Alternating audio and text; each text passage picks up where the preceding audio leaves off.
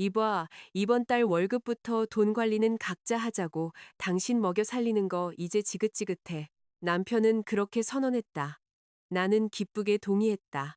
그리고 늘 그랬듯 공짜로 배불리 먹으러 온 시댁 식구들이 부엌에 발을 들였을 때 그들은 눈앞의 광경에 경악하며 비명을 질렀다. 시작하기 전에 좋아요와 구독을 눌러주시면 감사하겠습니다. 그럼 편안하게 들어주세요. 수지는 아침 6시 알람 소리에 눈을 떴다. 창밖은 아직 어둑했지만 아침에 허둥대는 것을 좋아하지 않았다. 남편 민준을 깨우지 않으려 조용히 일어나 가운을 걸치고 욕실로 향했다.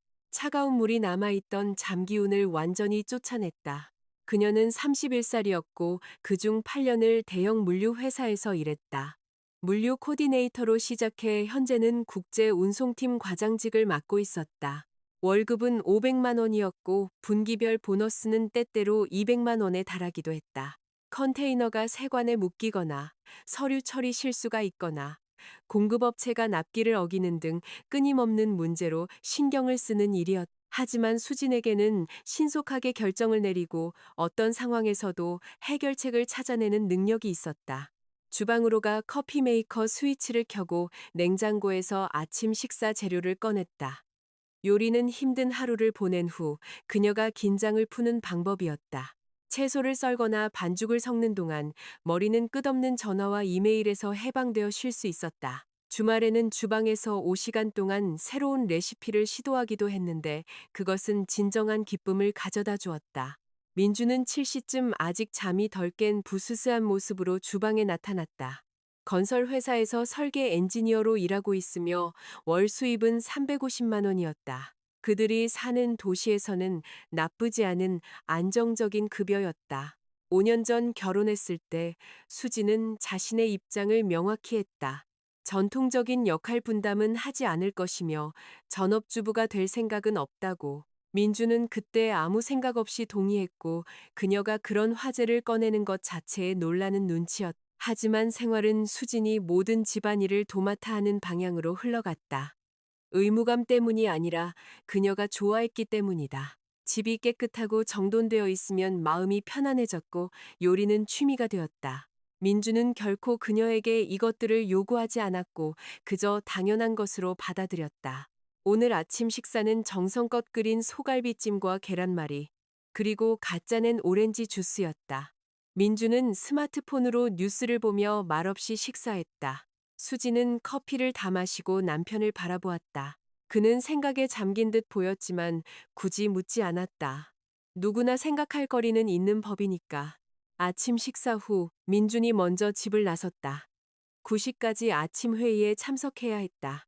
수지는 30분 더 남아 설거지를 하고 식탁을 닦고 세탁기에 옷을 넣었다. 모든 것이 기계적으로 빠르고 힘들이지 않고 이루어졌다. 사무실에서의 하루는 여느 때처럼 바쁘게 지나갔다.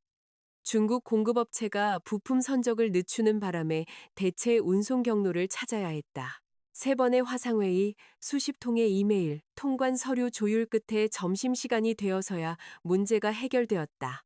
김 이사는 그저 만족스럽게 고개를 끄덕일 뿐이었다. 그는 수진이 가장 어려운 상황에서도 해결책을 찾아내는 능력에 더 이상 놀라지 않았다. 저녁에는 집 근처 대형마트에 들렀다. 내일은 토요일. 민준의 가족이 오는 날이었다. 이것은 지난 3년간 굳어진 의식이었다. 모든 것은 민준의 형 태영의 둘째 아이가 태어나면서 시작되었다. 태영은 38세, 아내 유진은 34세였다. 아이들은 2살 터울로 연달아 태어나 이제 아들들이 10살과 8살, 딸이 4살이었다. 유진은 24시간 아이들과 씨름하며 지쳐 있었고 태영은 항상 일로 바빴다. 그때 민준과 태영의 어머니인 미정 씨가 매주 토요일에 수진과 민준의 집에서 모이자고 제안했다. 집이 넓고 수진이 요리를 잘하니 유진을 일주일에 하루만이라도 부엌에서 해방시켜 주자는 것이었다. 수진은 반대하지 않았다. 많은 사람을 위해 요리하고 만족스러운 얼굴을 보며 칭찬을 듣는 것을 좋아했기 때문이다. 그녀는 카트를 가득 채웠다. 통닭구이용 닭 한 마리, 갈비찜용 소갈비 1kg, 신선한 채소 3종류, 쌈채소 듬뿍, 생크림, 치즈 3종류, 손칼국수를 위한 최고급 밀가루, 그리고 샤인머스켓 같은 과일과 디저트용 라즈베리와 블루베리, 베이킹용 초콜릿, 사워크림, 계란, 우유까지. 계산대에서 표시된 금액은 154, 영원으로 상당한 금액이었다.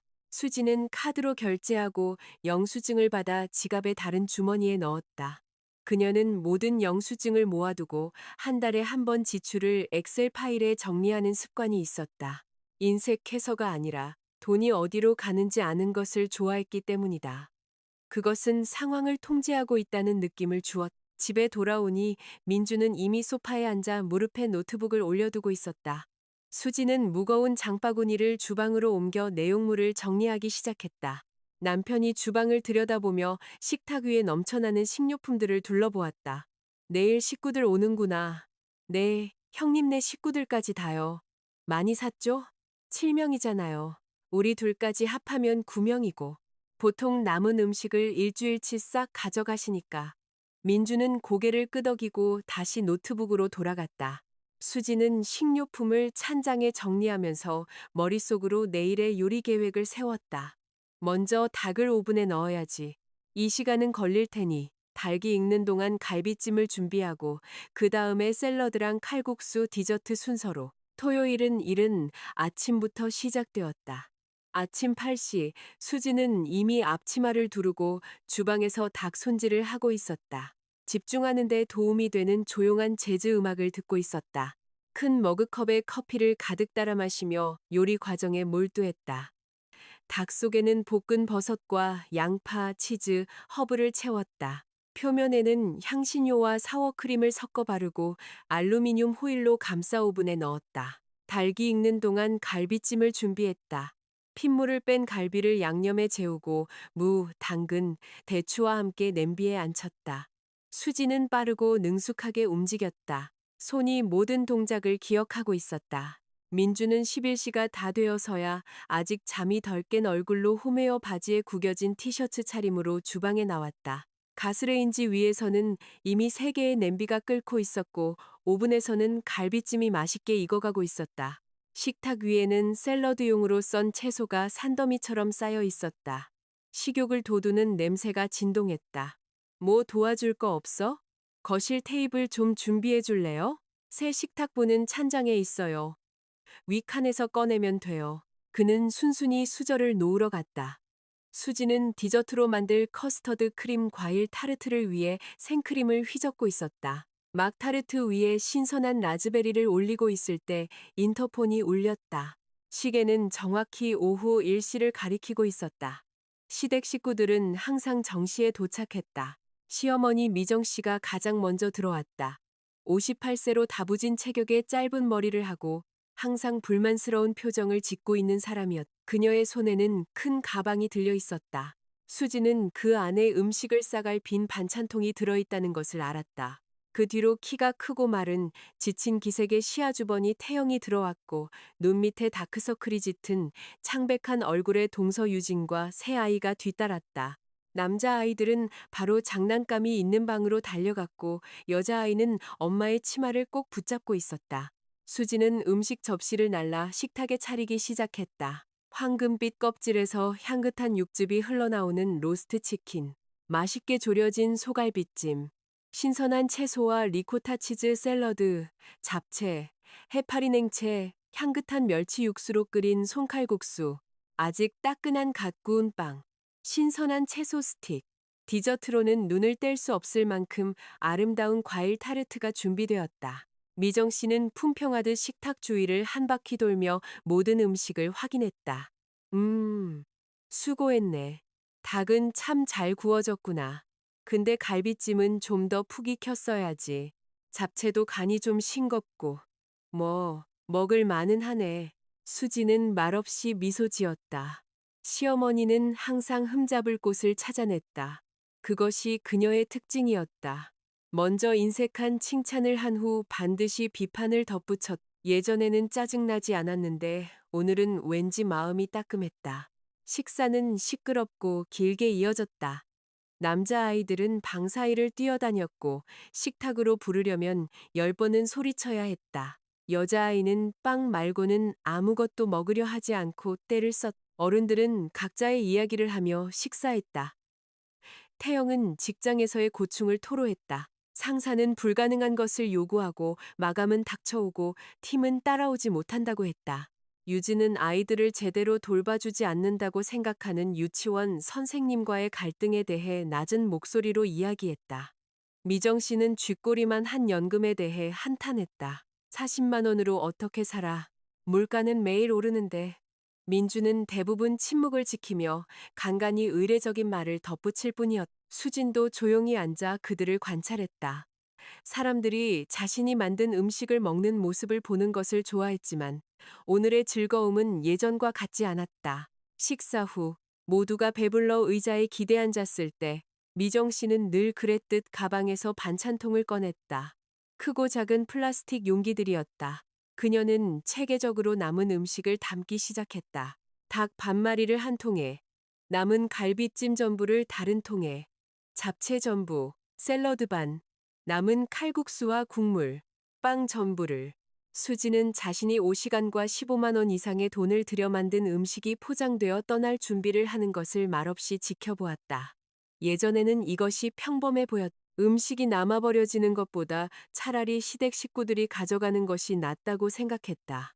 아이가 셋이나 있으니 일주일치 식량이 될 것이고, 하지만 오늘 시어머니가 반찬통을 가득 채우는 모습을 보며 수지는 문득 가벼운 짜증을 느꼈다.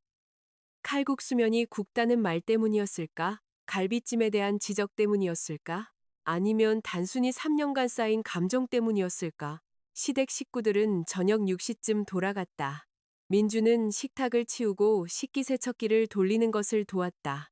수지는 조리대를 닦고 남은 식재료를 냉장고에 넣어 민준과 그녀의 저녁으로 먹을 만큼 조금 남아 있었다. 저녁 식사 후 모든 것이 정리되고 마침내 쉴 수 있게 되었을 때 수지는 컴퓨터 앞에 앉아 몇 년간 기록해온 지출 내역 파일을 열었다.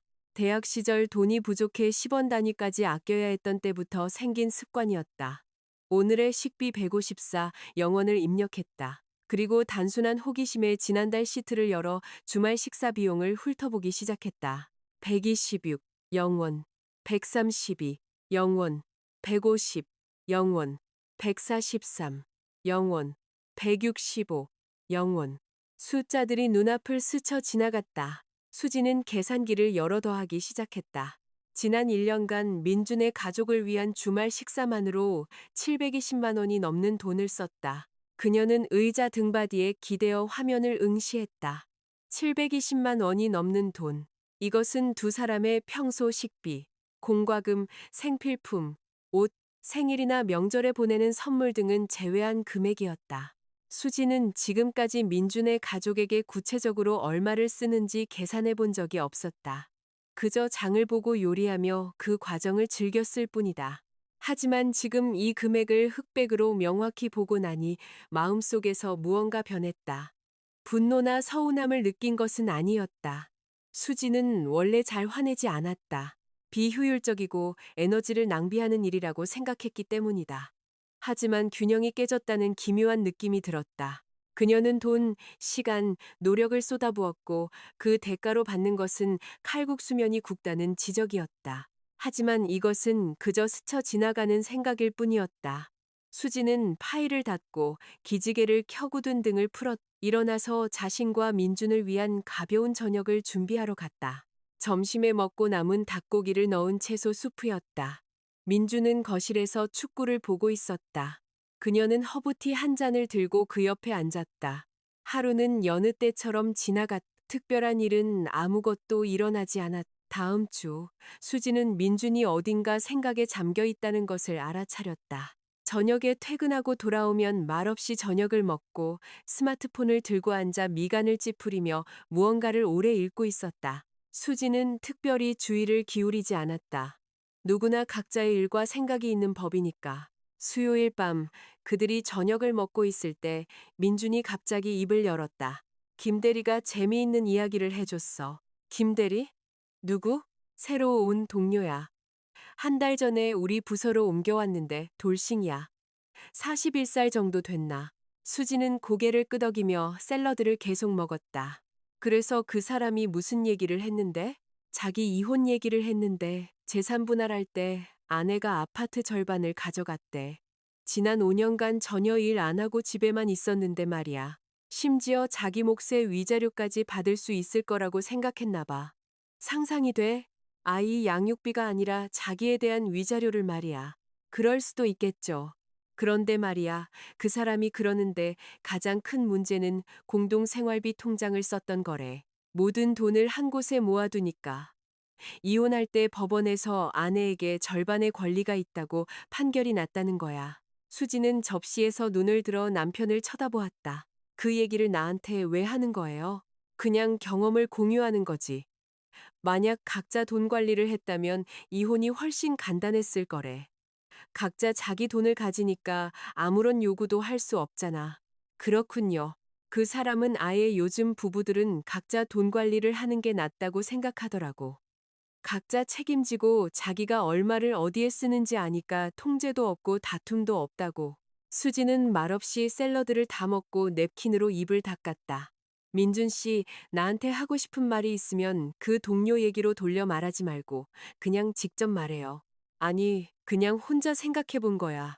알았어요. 그녀는 일어나서 자기 접시를 들고 주방으로 갔다. 그가 직접 이야기할 준비가 되어 있지 않다면 억지로 캐물을 생각은 없었다. 수지는 억측이나 암시를 좋아하지 않았다. 하고 싶은 말이 있으면 할 것이고 그렇지 않으면 그만일 뿐이다. 다음 날 목요일, 민주는 또 생각에 잠긴 채 퇴근했다. 수지는 저녁으로 레몬과 로즈마리를 곁들인 연어구이를 준비하고 있었다. 그는 주방 식탁에 앉아 스마트폰을 들고 미간을 찌푸리며 무언가를 읽고 있었다. 수진이 옆을 지나가며 그의 스마트폰 화면을 힐끗 보았다. 결혼 생활에서의 경제적 독립에 관한 어떤 기사였다. 그녀는 아무 말 없이 요리를 계속했다. 저녁 식사 후 민주는 거실로 갔고 그녀는 설거지를 했다. 창문 너머로 그가 소파에 앉아 노트북으로 검색창에 무언가를 입력하는 모습이 보였다. 수지는 남편이 무언가를 향해 가고 있다는 것을 알았다. 그의 머릿속에서 어떤 생각이 자라고 있었고 곧 그것을 입 밖으로 낼 것이다. 하지만 재촉할 생각은 없었. 스스로 생각에 도달하고 그것을 말하게 할 생각이었다. 금요일은 평온하게 지나갔다. 수지는 서울 본사로 보낼 월간 보고서를 마감하느라 늦게까지 야근을 했다. 밤 10시쯤 피곤한 몸을 이끌고 집에 돌아왔다. 민주는 점심에 먹고 남은 그라탱을 데워주었다. 그들은 텔레비전 앞에서 말없이 식사하고 일찍 잠자리에 들었다.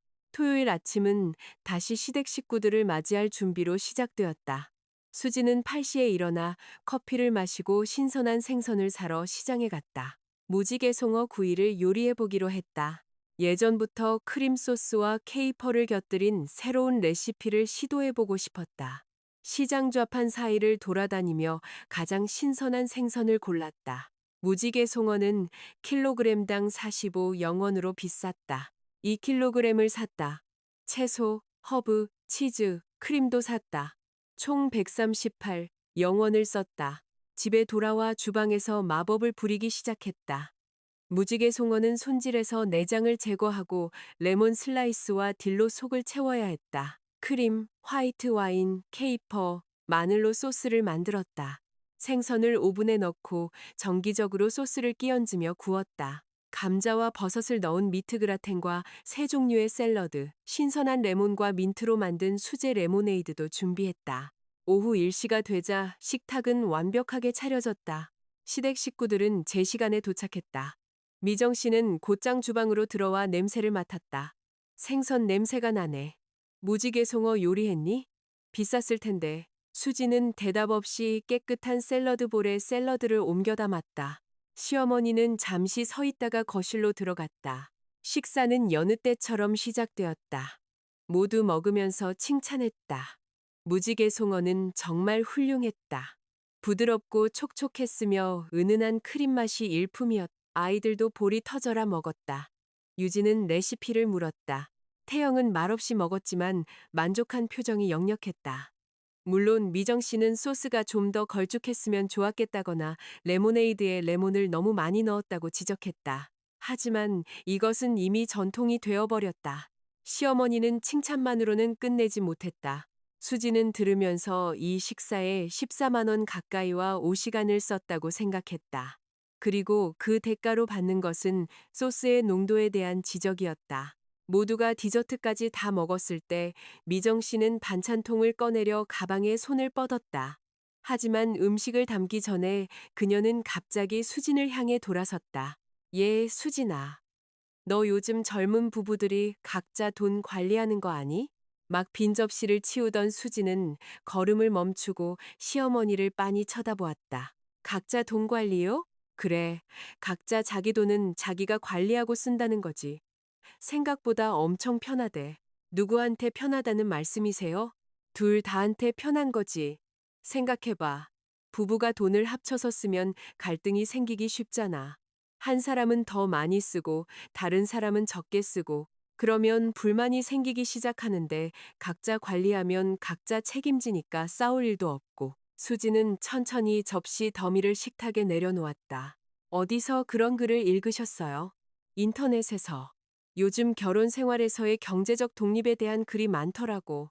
내가 하나 민준이한테 보내줬는데 읽어봤다던데. 그렇지, 아들? 식탁 반대편 끝에 앉아있던 민주는 얼굴을 붉히며 고개를 끄덕였다. 수지는 말없이 미소 지었다. 머릿속이 차갑고 명확해졌. 그녀는 순식간에 모든 그림을 이해했다. 미정 씨가 민준에게 아이디어를 던졌다. 그는 그 아이디어를 곱씹고 이혼한 동료와 상담하고 기사를 읽었다. 그리고 지금 시어머니는 상황을 진전시키기 위해 모두 앞에서 이 화제를 꺼낸 것이다. 그러시군요. 수지는 겨우 이 한마디를 했다. 미정 씨는 며느리가 반대하지 않는 것에 용기를 얻어 말을 이었다. 내가 아주 감명 깊게 읽은 기사가 하나 있는데 거기서는 공동생활비 통장은 구시대의 유물이라고 하더라. 예전에는 여자들이 일 안 하고 집에만 있으니까 돈을 한 곳에 모았던 거고 지금은 다들 일하잖아. 그럼 각자 경제적으로 독립해야지. 이게 요즘 방식이야. 알겠니? 충분히 요즘 방식이네요. 수진이 동의했다. 시어머니는 더 큰 열변을 기대했지만 멈추지 않고 계속했다. 봐봐, 수진이 너도 일해서 돈 벌잖아. 그럼 민준이랑 한번 해보는 게 어때? 자기 돈은 자기가 쓰는 거야. 누구한테 보고할 필요도 없고 자유롭잖아. 수지는 고개를 끄덕이고 접시를 들 무지개 송어 한 마리, 그라탱 전부, 샐러드 3개 중 2개, 레모네이드 전부. 태영네 가족을 위한 일주일치 식량이었다. 시댁 식구들은 밤늦게 돌아갔다. 민주는 말없이 식탁을 치웠고 수지는 말없이 식기세척기를 채웠다. 그들은 대화를 하지 않았다. 각자의 생각에 잠겨 있었다. 주방이 정리되었을 때 수지는 방으로 들어가 컴퓨터를 켜고 금융 관련 문서가 있는 폴더를 열었다. 선반 위 상자에서 지난 1년간의 영수증을 모두 꺼내 앞에 펼치고 은행 앱을 열어 카드 명세서를 전부 다운로드했다. 그리고 계산을 시작했다. 민준의 가족을 위한 주말 식사비 1년간 720만 원, 순수한 식료품 비용이었다. 두 사람을 위한 평소 식료품비, 월 평균 60만 원, 1년간 720만 원, 공과금, 월 평균 20만 원, 1년간 240만 원, 반으로 나누면 각자 120만 원, 생필품, 세제, 각종 잡화, 화장지, 비누, 샴푸 등 월 평균 10만 원, 1년간 120만 원, 피복비. 수지는 검소하지만 질 좋은 옷을 입었다. 옷을 자주 사지는 않았지만 한 번 사면 오래 입었다. 1년간 약 200만 원을 썼다. 친척 선물. 시어머니 생신에는 보통 10만 원 상당의 선물을 했다. 아주버님 생신 10만 원, 동서 5만 원. 아이 셋에게 각각 3만 원씩 총 9만 원. 설과 추석에는 각자 또 선물을 했다. 양가 부모님 생신 선물과 명절 용돈을 다 합하면 1년에 약 250만 원이 되었다. 수지는 상세한 표를 만들어 모든 항목을 나누어 금액을 입력했다. 그리고 합계를 보았다. 월급 500만 원에서 공동생활비로 나가는 돈이 거의 전부였다. 남는 돈은 40만 원 정도. 친구들과 카페에 가거나 화장품을 사거나 자잘한 개인용품을 구매하는 데 썼다. 민주는 월급 350만 원에서 생활비로 150만 원만 넣고 있었다. 공과금 절반 10만 원, 식료품비로 수진이 부탁할 때 가끔 30만 원, 그리고 어쩌다 새 전자레인지나 청소기 같은 큰 것을 샀지만 그건 1년에 한두 번에 불과했다. 나머지 200만 원은 자신을 위해 썼다. 그가 좋아하는 최신 기기들, 반년에 한 번씩 새 스마트폰이나 스마트워치를 금요일마다 친구들과 만나 맥주를 마시며 축구를 봤다. 그런 밤에는 한 번에 5만 원 정도 썼다. 그리고 연금이 바닥났다고 하며 자주 돈을 달라는 어머니를 돕는데도 썼다. 친정 베란다 수리비 혹은 단순히 돈이 없다는 이유로 수지는 표를 저장하고 노트북을 닫았다. 일어나서 기지개를 켜고 주방으로 가 민트티를 탔다. 창가에 앉아 도시의 야경을 바라보았다. 각자 돈 관리, 요즘 방식, 각자 책임지는 것, 흥미로운 생각이었다. 특히 그녀가 이 제안에 정말로 동의했을 때 민준이 얼마나 버틸 수 있을지 보는 것은 더욱 흥미로울 것이다. 수지는 차를 한 모금 마시고 피시고 섰다. 그녀는 화나거나 서운하지 않았다. 그저 이제부터 재미있는 실험이 시작될 것이고 그 실험의 결과는 매우 의미심장할 것이라고 생각할 뿐이었다. 다음 주 민주는 더욱 생각에 잠긴 듯 보였다. 몇 번인가 무슨 말을 하려다 그만두었다. 수지는 마치 중요한 행동을 앞둔 실험 대상을 관찰하는 과학자처럼 호기심을 가지고 그를 지켜보았다. 화요일 저녁 그는 다시 동료 김대리 이야기를 꺼냈다. 있잖아, 김대리가 오늘 배우자의 경제적 독립에 대한 기사를 보여줬는데 되게 설득력 있더라. 부부가 돈을 같이 쓰면 종종 한쪽이 이용당하고 있다는 느낌을 받기 시작한대. 한 사람은 벌어서 가족을 위해 쓰는데 다른 한 사람은 그냥 그걸 이용만 하는 거지. 수지는 샐러드에 넣을 토마토를 썰면서 도마에서 눈을 떼지 않았다. 우리 사이에 그런 감정이 있었어요. 아니, 없었지. 근데 이론적으로는 일어날 수 있잖아. 이론적으로는 많은 일이 일어날 수 있죠. 현실적으로 뭐가 문제인데요. 민주는 말을 멈췄다. 수지는 그가 말을 이어가고 싶지만 어떻게 해야 할지 모른다는 것을 알았다. 그녀는 도움을 주지 않았다. 스스로 생각을 정리해서 말하도록 내버려 두었다. 수요일, 그는 평소보다 일찍 퇴근했다. 수지는 공급업체와의 회의 때문에 아직 돌아오지 않았다. 그녀가 저녁 8시쯤 도착했을 때 민주는 소파에 노트북을 들고 앉아 명백히 무언가를 기다리고 있었다. 수지는 마늘과 함께 볶은 새우와 밥으로 간단한 저녁을 준비했다. 그들은 말없이 식사했다. 그 후 그녀는 샤워하러 갔다. 샤워를 마치고 나왔을 때 민주는 여전히 소파에 앉아 있었지만 노트북은 없었다. 그저 앉아서 쿠션을 만지작거리고 있었다. 수진아, 우리 얘기 좀 해야겠어. 그녀는 맞은편 안락의자에 앉아 가운을 여몄다. 머리카락은 아직 샤워 후라 젖어 있었다. 남편을 조용히 바라보며 기다렸다. 있잖아, 내가 요즘 우리 생활에 대해서 우리가 어떻게 사는지 그리고 돈 문제에 대해서도 많이 생각해 봤어. 수지는 침묵했다. 그래서 말인데 우리 예산 관리 방식에 변화를 좀 줘야 할 것 같아. 어떤 변화요? 민주는 침을 삼키고 미간을 문질렀다. 수지는 그가 긴장했을 때 나오는 이 버릇을 알고 있었다. 내 생각에는 우리 각자 돈 관리를 시작해야 할 것 같아. 그게 더 요즘 방식이고 옳은 것 같아. 각자 책임지고 자기 돈은 자기가 관리하고 쓰는 거지. 이게 수많은 잠재적인 갈등을 없애줄 거야. 우리 돈 문제로 갈등이 있었어요? 아니. 하지만 미래에는 일어날 수 있잖아. 그래요. 그러니까 당신은 아직 없지만 이론적으로 일어날 수 있는 갈등을 막기 위해 각자 돈 관리를 하자는 거군요. 민주는 말을 더듬었다. 그렇지. 그리고 자유롭잖아. 각자 자기 돈을 자유롭게 쓸 수 있으니 누구한테 보고할 필요도 없고. 내가 언제 당신한테 보고하라고 요구한 적 있어요? 아니, 그럼 그 자유는 왜 필요한데요? 민주는 잠시 침묵하다가 마치 말이 바뀔까 두려운 듯 빠르게 내뱉었다. 이봐, 이번 달 월급부터 우리 각자 돈 관리하자고. 당신 먹여 살리는 거 이제 지긋지긋해. 침묵이 흘렀다. 수지는 표정 변화 없이 남편을 바라보았다. 마음속에는 서운함도 분노도 놀라움도 없었다. 그저 차가운 이해만이 마침내 올 것이 왔다. 민주는 몇 주간 그를 괴롭혔던 말을 내뱉었다. 그녀는 천천히 미소 지었다. 민주는 폭발을 예상하고 긴장했다. 아주 좋은 생각이네요. 수진이 차분하게 말했다. 뭐라고? 아주 좋은 생각이라고요. 당신 제안에 전적으로 찬성해요. 민주는 어안이 벙벙했다. 그의 눈이 동그래졌다. 당신 동의하는 거야? 물론이죠. 각자 돈 관리는 정말 요즘 방식이고 옳은 일이에요. 각자 책임지고 자기 돈을 관리하고 쓰는 것. 공평하고 정의롭잖아요. 그렇게 생각 안 해요? 당연하지. 그럼 내일부터 바로 시작하죠. 미룰 필요 없잖아요. 민주는 입을 벌린 채 앉아 있었다. 그는 분명히 싸움, 눈물, 비난을 각오했고 반박할 논리와 답변까지 연습해 두었을 것이다. 그런데 돌아온 것은 즉각적이고 기꺼운 동의였다. 정말 괜찮겠어? 내가 왜 반대해야 하죠? 당신 말이 맞아요.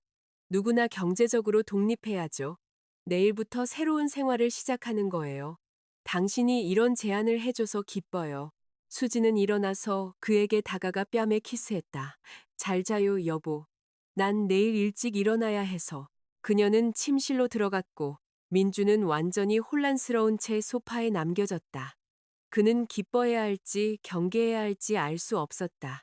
이런 반응은 전혀 예상하지 못했다. 수지는 침대에 누워 눈을 감았다. 마음속은 평온하고 차가웠다.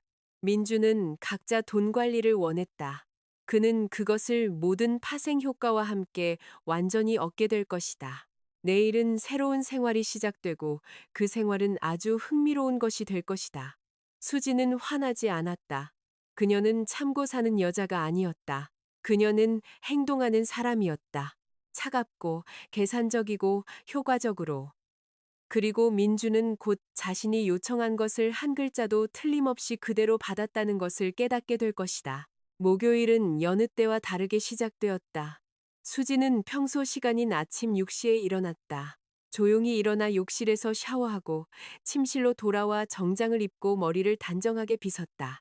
민주는 아직 침대의 절반을 차지하고 널브러져 자고 있었다. 주방에서 그녀는 커피 메이커를 켜고 냉장고에서 음식을 꺼냈지만 평소처럼 2인용 아침 식사를 위한 재료가 아니었다. 오늘은 오직 자신만을 위해 요리했다. 계란 3개를 그릇에 깨넣고 우유와 소금 한 꼬집과 함께 섞어 달군 프라이팬에 부었다. 오믈렛이 익는 동안 아보카도를 얇게 썰어 통밀 토스트 위에 올렸다. 그 위에 어제 퇴근길에 특별히 사온 훈제 연어를 얹었다. 자몽 반 개의 과즙을 짜고 접시와 커피, 태블릿 PC를 들고 식탁에 앉았다. 업무 이메일을 확인하고 급한 메일에 몇 통 답장했다. 천천히 한 입 한 입 음미하며 식사했다. 아보카도는 완벽하게 익었고 연어는 입에서 녹았다. 민주는 7시쯤 주방으로 내려와서 접시 하나와 컵 하나만 놓인 식탁을 보고 문지방에서 멈춰섰다. 좋은 아침이에요. 수지는 화면에서 눈을 떼지 않고 대답했다. 민주는 식탁으로 다가와 맞은편에 앉았다. 그녀의 아침 식사를 보고 나서 자신의 앞텅 빈 식탁을 보았다. 내 건? 수지는 고개를 들어 그를 차분하게 쳐다보았다. 당신 건 당신이 직접 해먹어요. 각자 돈 관리. 기억하죠? 식사도 각자. 진심이야? 물론이죠. 어제 당신이 각자 책임을 묻자고 제안했잖아요. 나는 내 돈으로 나를 위해 요리해요. 당신은 당신 돈으로 당신을 위해 요리하고 논리적이잖아요. 민주는 입을 열려다 닫았다.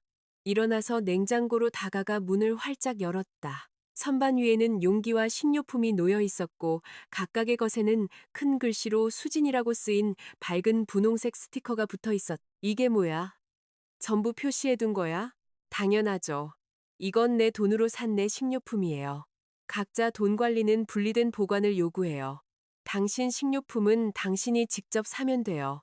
원할 때 지금이라도 시간 있으면 사오고 아니면 퇴근길에 사든지. 마음대로 해요. 너 장난해? 아니요. 나는 당신이 어젯밤 직접 정한 규칙을 따르고 있을 뿐이에요.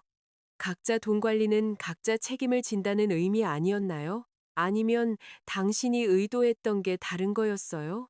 민주는 그녀를 쳐다보며 침묵했다. 수지는 차분하게 커피를 다 마시고 태블릿 PC를 가방에 넣었다. 일어나서 자기 접시를 싱크대로 가져가 접시, 컵, 포크를 씻어 물기를 닦고 제자리에 돌려놓았다. 좋은 하루 보내요. 그녀는 지나가면서 한마디 던지고 주방을 나갔다. 민주는 주방 한가운데 선 채 남겨졌다. 다시 냉장고를 열고 스티커들을 절망적으로 쳐다본 후 스티커가 붙어 있지 않은 물병을 꺼냈다. 물을 가득 따라 단숨에 들이켜고 재킷을 집어들고 문을 난폭하게 닫으며 아파트를 뛰쳐나갔다. 수지는 주차장에서 차에 앉아 문 닫히는 소리를 듣고 피식 웃었다. 엔진을 걸고 회사로 향했다. 근무일은 평소처럼 흘러갔다. 문제는 많지 않았고 모든 것이 신속하게 해결되었다. 점심시간에 수지는 사무실 근처의 괜찮은 카페에 가서 타이거 새우 샐러드와 화이트 와인 한 잔을 주문했다. 35영원을 썼지만 조금의 후회도 없었다. 식사는 훌륭했다. 퇴근 후 스마트폰으로 은행 앱을 켜고 새로운 적금 계좌를 만들었다. 비상금이라고 이름 붙이고 월급의 3분의 1인 150만 원을 이체했다. 이것은 만약을 위한 그녀의 개인적인 안전망이 될 것이다. 민주는 이 계좌에 대해 몰랐고 알 필요도 없었다. 각자 돈 관리니까. 저녁에 수지는 대형 마트에 들러 카트를 밀고 천천히 매대를 둘러보며 식료품을 골랐지만 평소 가족을 위해 사던 것들이 아니었다. 오늘은 오직 자신이 좋아하는 것들만 카트에 담았다. 민준이 고무 같다고 싫어하던 바닷가재 1kg에 60영원. 민준이 맛없는 풀이라고 부르며 먹기를 거부하던 잘 익은 아보카도. 민준이 냄새만 맡아도 얼굴을 찌푸리던 비싼 프랑스 블루치즈. 400g에 25영원. 신선하고 예쁜 참치 필레. 그램당 4영원. 1.3kg을 샀다. 녹색 아스파라거스 12영원. 신선한 라즈베리와 블루베리 작은 팩. 각 8영원. 벨기에산 다크 초콜릿의 종류. 10영원. 나쁘지 않은 화이트 와인 한 병. 40영원. 그녀가 가장 좋아하는 품종의 커피 원두 한 팩. 28영원. 비싼 냉압착 올리브 오일. 20영원. 파르메산 치즈 한 덩어리. 18영원. 그 외에 신선한 채소, 허브, 과일, 고급 브랜드의 요거트, 유리병에 든 미네랄 워터도 샀다. 계산대에서 나온 금액은 237영원으로 상당한 금액이었다. 수지는 망설임 없이 결제했다. 이것은 그녀의 돈이었고 그녀는 자신을 위해 쓰는 것이다. 약속대로 집에는 민준이 이미 돌아와 있었다.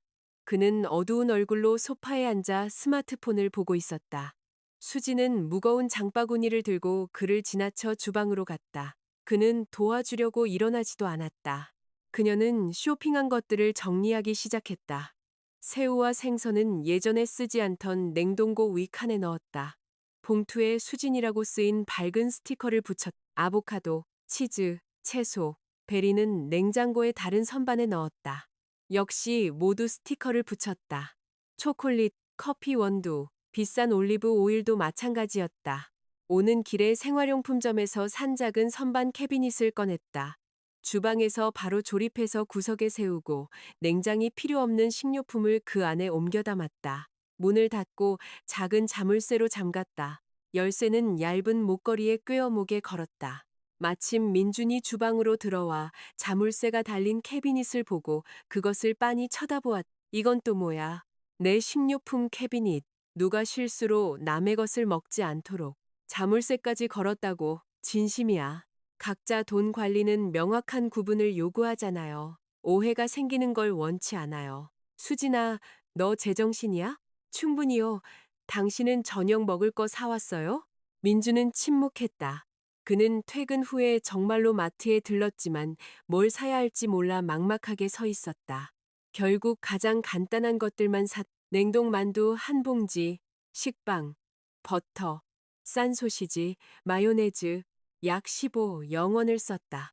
그 모든 것이 지금 냉장고 맨 아래 칸에 초라하게 웅크리고 있었다. 수지는 냉동고에서 새우를 꺼내 해동시켰다.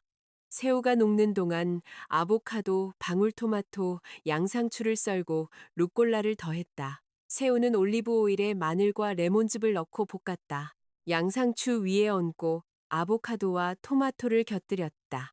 올리브 오일, 레몬즙, 머스터드로 만든 소스를 뿌리고 파르메산 치즈를 갈아 얹었. 화이트 와인 한 잔을 따르고 샐러드를 쟁반에 담아 헤드폰으로 음악을 틀고 식탁에 앉아 저녁을 시작했다. 한 입 한 입 즐기면서 민주는 가스레인지 앞에서 자기 만두를 삶고 있었다. 끓는 물에 만두를 넣고 저으면서 멍하니 끓는 냄비를 쳐다보았다. 10분 후 그는 국자로 만두를 건져 올렸다. 너무 삶아서 만두피는 흐물흐물해졌고 서로 들러붙어 있었다. 그는 그죽처럼 된 것을 접시에 담고 마요네즈를 뿌렸다. 포크를 들고 거실 텔레비전 앞에 앉아 고무 같은 밀가루 덩어리를 씹으며 말없이 먹었다. 수지는 샐러드를 다 먹고 자기 접시를 씻었다. 그의 더러운 냄비, 국자, 접시는 싱크대에 그대로 두었다. 책을 들고 거실로 가 안락의자에 자리 잡았다. 민주는 그녀를 한번 보고 자기 빈 접시를 보고 더러운 그릇이 쌓인 싱크대를 보고 일어나서 설거지를 하러 갔다. 15분간 짤끄락거리며 낮은 소리로 욕설을 내뱉었. 돌아와서는 소파에 털썩 주저앉아 스마트폰에 코를 박았다. 그들은 늦게 잠자리에 들었다. 각자 침대 반대편에 누워 서로 등을 돌린 채 금요일은 같은 시나리오로 시작되었다. 수지는 베리와 견과류를 곁들인 오트밀과 갓짜낸 주스, 커피로 아침 식사를 준비했다. 민주는 주방에 나와 그녀의 접시를 보고 냉장고를 들여다보았다. 그의 식료품인 식빵과 소시지가 아래 칸에 놓여 있었다. 그는 빵에 버터를 바르고 소시지를 얹어 퍽퍽한 샌드위치를 물로 넘기며 씹었다. 수지는 식사를 마치고 자기 접시를 씻고 출근했다. 민주는 그녀의 빈 의자를 보고 물을 들이켰다. 그날 수지는 회사에서 상반기 인사평가가 있었다. 김 이사가 그녀를 사무실로 불렀다. 30분간 실적에 대해 논의했고 결과는 훌륭했다. 수지는 최고 등급과 200만 원의 추가 보너스를 받았다. 그녀는 만족스러운 기분으로 사무실을 나섰다. 200만 원은 큰 돈이었다. 새로 만든 적금 계좌에 이체할 생각이었다. 점심에는 동료 지연과 함께 레스토랑에 갔다. 그릴 채소를 곁들인 스테이크를 주문했다. 지연은 해산물 파스타를 시켰다. 그녀들은 식사를 하며 일과 주말 계획에 대해 이야기했다. 집안일은 어때? 지현이 물었다. 흥미진진해. 수진이 피식 웃었다. 무슨 뜻이야? 민준 씨가 각자 돈 관리하자고 제안했어. 나도 동의했고, 지연은 파스타를 먹다 말고 사례가 들려 기침했다. 뭐? 각자 돈 관리? 응. 어제부터 각자 책임지기로 했어. 그래서 어때? 최고야. 나는 나 자신만을 위해 요리하고 내 식료품만 사. 그 사람도 마찬가지고 얼마나 버틸지 볼만할 거야. 지연이 웃음을 터뜨렸다. 너 정말 대단하다. 마음에 들어. 그 사람은 얼마나 버텼어? 이틀째 어제는 불어터진 만두로 저녁 때우고 오늘 아침에는 싼 소시지로 만든 퍽퍽한 샌드위치 먹더라. 나는 새우, 아보카도, 연어, 비싼 치즈. 예전에는 그가 안 먹는다는 이유로 못 샀던 거 다 먹고 있어. 잘했어. 한번 당해봐야 정신 차리지. 그녀들은 식사를 마치고 커피를 한 잔씩 마셨다. 수지는 자기 몫으로 57 영원을 지불했다. 나쁘지 않았다. 예전에는 돈을 아끼느라 이런 비싼 레스토랑에는 거의 오지 못했다. 지금은 아낄 필요가 없었다. 모든 돈이 오직 그녀 자신만을 위해 쓰이니까. 저녁에 그녀는 다시 마트에 들러 신선한 굴을 샀다. 항상 집에서 요리해보고 싶었다. 바게트, 카망베르, 무화과, 꿀도 샀다. 82 영원을 썼다. 집에 돌아오니 민주는 굶주린 얼굴로 소파에 앉아 있었다. 그는 구내식당에서 6영원짜리 백반으로 점심을 해결했다. 맛없고 기름져서 속이 더부룩했다. 점심 식사 후 계속 배가 아팠다. 수지는 장바구니를 들고 주방으로 갔다. 민주는 그녀를 눈으로 쫓았지만 자리에서 움직이지 않았다. 그녀는 자신을 위한 저녁을 준비하기 시작했다. 역시 새로 산 굴 전용 칼로 굴을 깠다. 얼음을 채운 접시에 얹고 레몬즙을 뿌렸다. 바게트는 얇게 썰어 오븐에 살짝 구웠다. 카망베르는 접시에 담고 옆에 무화과와 꿀을 곁들였다. 화이트 와인 한 잔을 따르고 주방 식탁에 앉아 조용한 음악을 틀었다. 굴을 맛보았다. 부드럽고 바다맛이 났다. 와인으로 입가심을 했다. 완벽했다. 민준이 주방으로 들어와 그 광경을 보았다. 얼음 위에 굴, 치즈, 와인잔. 그리고 자신은 배가 고팠다. 냉장고에는 이미 질려버린 식빵과 소시지뿐이었다. 수진아, 그녀는 접시에서 눈을 들었다. 이제 그만할까? 뭘 그만해요? 이거 전부. 각자 돈 관리하는 거. 예전처럼 돌아가자. 민준 씨, 아직 이틀밖에 안 지났어요. 당신이 직접 제안한 거잖아요. 요즘 방식이고 옳다고 해놓고 네가 이렇게까지 고지곳대로 받아들일 줄은 몰랐어. 그럼 어떻게 받아들여야 했는데요? 당신이 각자 돈 관리하자고 했고 나는 동의했어요. 지금 우리는 각자 돈 관리를 하고 있어요. 각자 책임을 지고 있는 거라고요. 내 의도는 그런 게 아니었어. 그럼 당신 의도는 뭐였는데요? 민주는 입을 열려다 닫았다. 대답할 말을 찾지 못하고 몸을 돌려 주방을 나갔다. 수지는 와인을 다 마시고 굴을 다 먹었다. 자기 접시를 씻고 거실로 가 드라마를 켰다. 민주는 소파에 앉아 어둡고 굶주린 표정을 하고 있었다. 그리고 일어나서 주방으로 갔다. 그녀는 그가 거기서 무언가를 볶는 소리를 들었고 타는 냄새가 났다. 20분 후 그는 숯에 가까운 계란 프라이 접시를 들고 돌아왔다. 얼굴을 찌푸리며 먹기 시작했다. 토요일. 평소 같으면 수진이 일찍 일어나 시댁 식구들을 맞이할 준비를 시작하는 날이었다. 하지만 오늘 그녀는 십시에 일어나 침대에서 스마트폰을 보며 SNS 피드를 넘겼다. 서두를 필요가 없었다. 민준도 11시가 다 되어 늦잠을 자고 일어났다. 거실로 나와 기지개를 켜고 하품을 했다. 그러다 문득 생각났다. 수진아, 오늘 식구들 오는 날 아니야? 수지는 소파에 누워 책을 읽고 있었다. 응, 기억하고 있어. 너 요리 안 해? 안 해. 민주는 방 한가운데서 얼어붙었다. 안 한다니 무슨 소리야? 우리 각자 돈 관리하잖아. 나는 손님을 위한 요리는 안 해. 당신 식구들은 당신 책임이야. 식사를 대접하고 싶으면 직접 요리하든지 아니면 배달 음식이라도 시켜. 수진아, 이럴 수는 없어. 왜 안 돼? 당신 가족이잖아. 예전에는 우리 공동 생활비 통장이 있었고 나는 그 공동의 돈으로 그들을 먹여 살렸어. 지금은 예산이 분리됐잖아. 그러니까 당신이 식구들을 먹여 살리고 싶으면 당신 돈을 써. 하지만 당신이 항상 요리했잖아. 키워드는 항상이 아니라 예전이야. 지금은 규칙이 바뀌었어. 당신이 만든 규칙이라고. 민주는 스마트폰을 붙잡고 베란다로 뛰쳐나갔다. 수지는 대화의 단편들을 들을 수 있었다. 그는 어머니에게 전화해서 방문을 취소하거나 최소한 연기하려고 했지만 미정 씨는 단호했다. 그들은 이미 출발했다는 것이었다. 1시간 후에 도착할 것이라고. 그는 창백한 얼굴로 베란다에서 돌아왔다. 벌써 오고 있대. 나 어떡하지? 내가 말했잖아. 요리하든지 주문하든지 아직 시간 있어. 수진아, 제발 조언이라도 해줘. 난 이렇게 많은 사람을 위해 요리해 본 적이 없어. 인터넷에 레시피는 널렸어. 아니면 식당에서 배달시켜. 1시간 안에 배달해 주는 곳도 있을 거야. 그건 비싸잖아.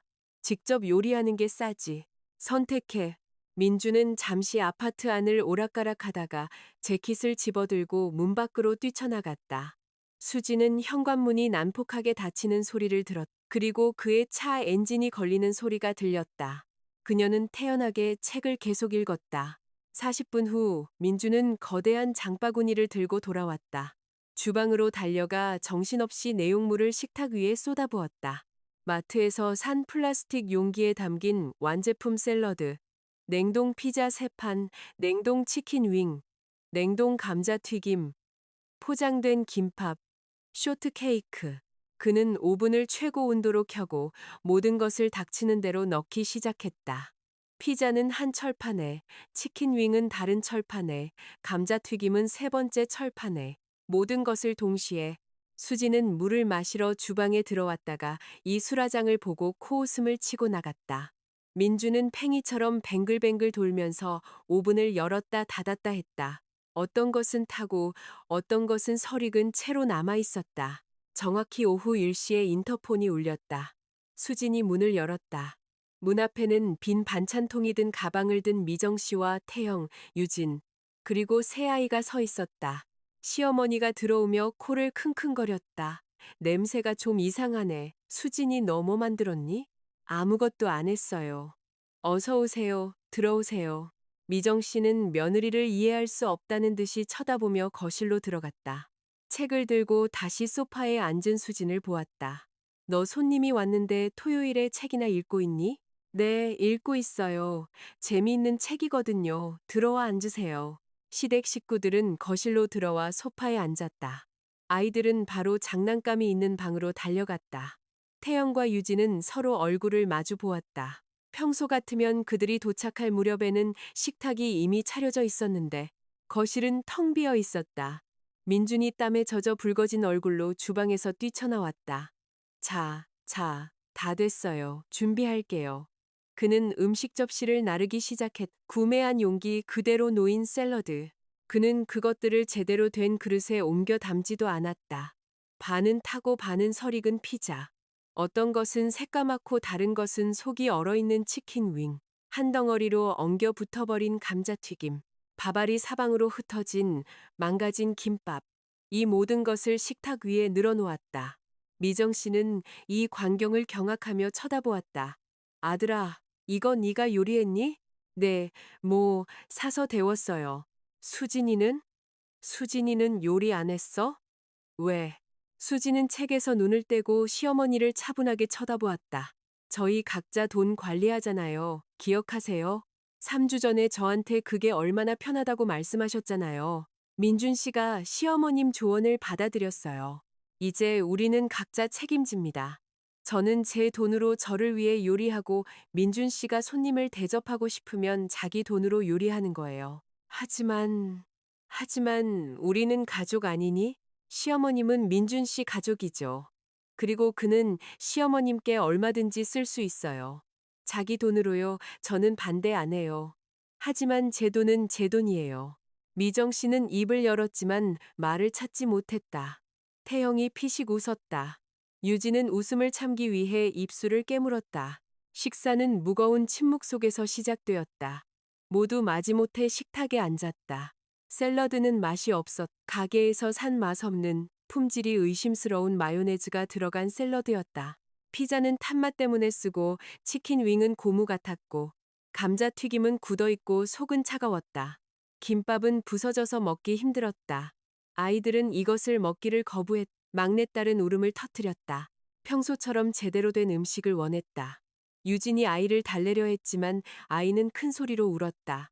미정 씨는 돌처럼 굳은 얼굴로 앉아 음식에 거의 손도 대지 않았. 태영은 얼굴을 찌푸리며 말없이 씹었다. 유진은 물만 마셨다. 20분 후 모두들 먹는 척하는 것조차 그만두었다.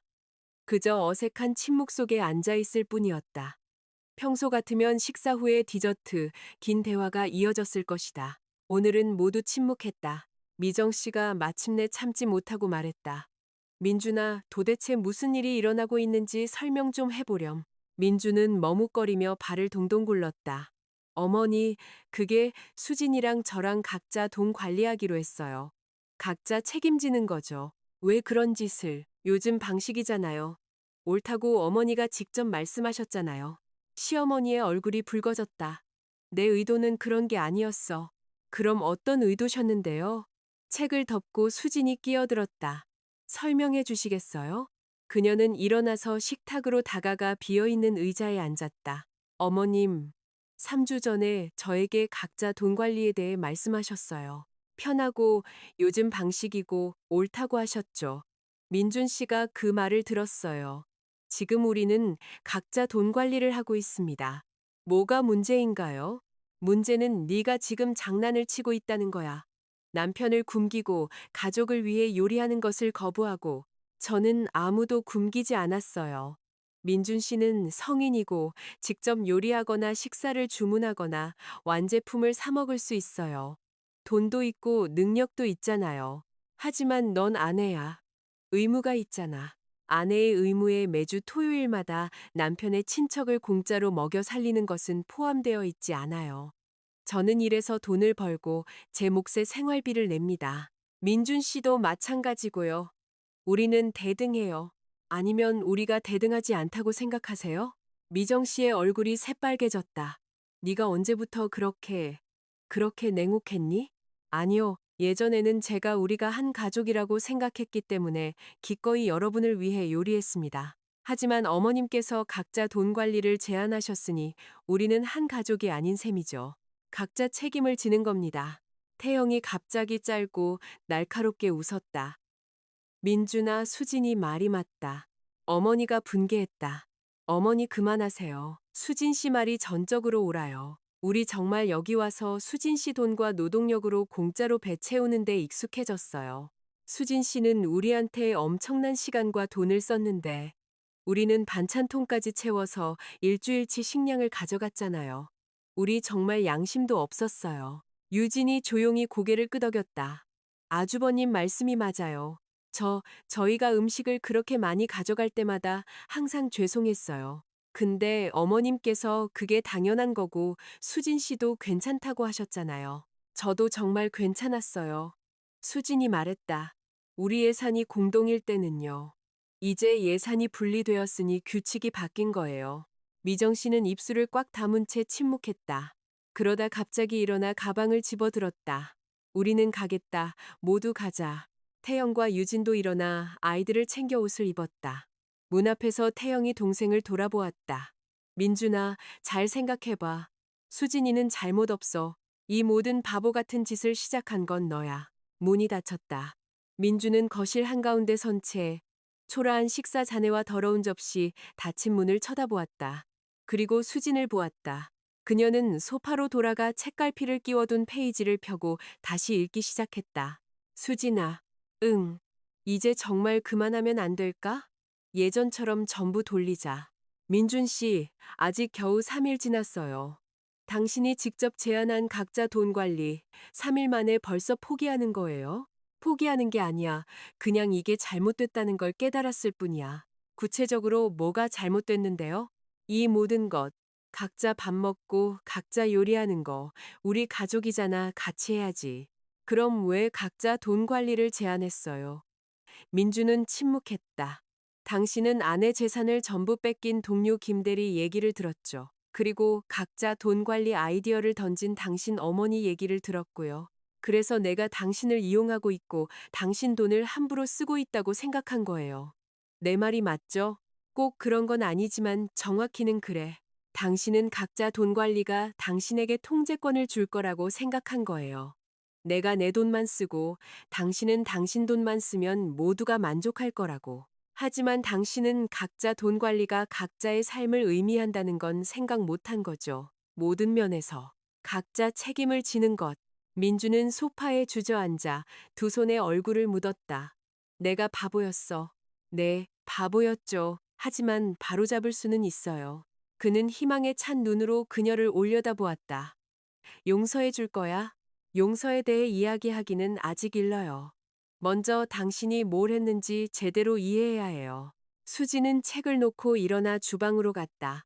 노트북을 들고 돌아와 민준 옆에 앉아 지출 내역 파일을 열었다. 보세요. 이게 지난 1년간 우리 지출 내역이에요. 모든 항목별로 영수증과 증빙 자료까지 다 있어요.